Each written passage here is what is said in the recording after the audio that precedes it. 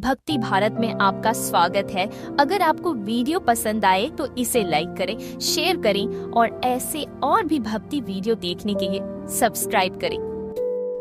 नामदेव जी और एक कुत्ते की कहानी।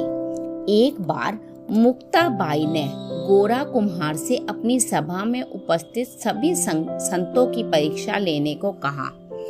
गोरा कुम्हार ने कुम्हारों की तरह परीक्षा लेने के लिए सबके सिर पर थपकी दी। उसने संत नामदेव जी के सिर पर भी थपकी दी। नामदेव जी ने अपमानित महसूस किया, हालांकि उन्होंने कुछ नहीं कहा। उन्होंने अभिमान के कारण सोचा कि क्या उनकी परीक्षा मिट्टी के बर्तन की तरह की जा सकती है। अन्य भक्तों के भाव अपरिवर्तित थे। गोरा कुम्हार ने अपना निर्णय सुनाया कि नामदेव जी को छोड़कर सभी के सिर मिट्टी के बर्तन मजबूत हैं। सिर की तुलना मिट्टी के बर्तन से की गई है। गोरा कुम्हार का निर्णय सुनकर नामदेव जी ने उनसे प्रतिक्रिया व्यक्त की कि आपका सिर कमजोर है और इसे शिक्षा की आवश्यकता है। नामदेव जी ने पूरा किस्सा विट्ठल नाथ जी को सुनाया। वो विट्ठल नाथ के बहुत बड़े भक्त थे।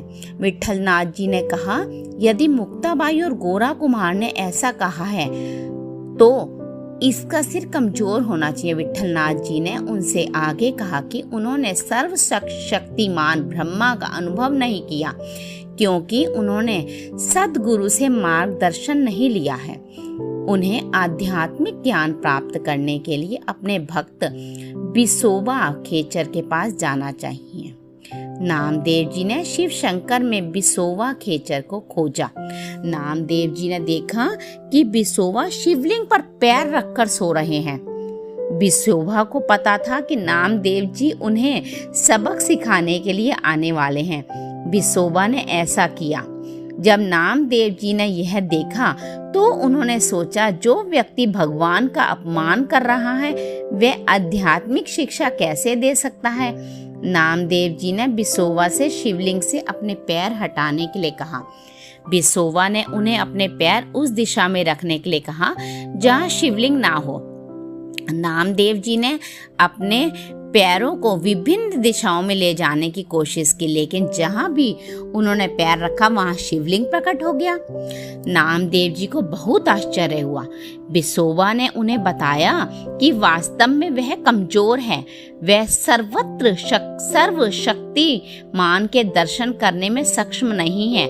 इस ब्रह्मांड में सर्वशक्तिमान सूक्ष्म रूप में हर जगह मौजूद है भगवान। तो इसलिए उन्हें सभी जड़ और जीवित प्राणियों में सर्वशक्तिमान के दर्शन करने चाहिए, क्योंकि शिवलिंग को वो जिधर जिधर मोड़ रहे थे उधर उधर उनके पैर जिधर जिधर कर रहे थे उधर उधर शिवलिंग आ रहा था। तो बिसोबा ने उन्हें कहा कि आप नामदेव जी ये बताओ कि भगवान किधर नहीं है। आप तो मेरे पैर जिधर जिधर घुमा रहे हो शिवलिंग उधर ही आ रहा है। तब उनको भगवान की सच्चाई पर विश्वास हुआ नामदेव जी को।